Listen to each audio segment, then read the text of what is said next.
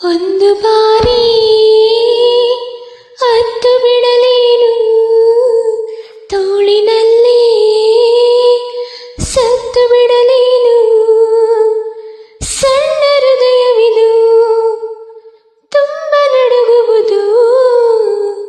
ನೀನೆ ನೋಡು ದೂರ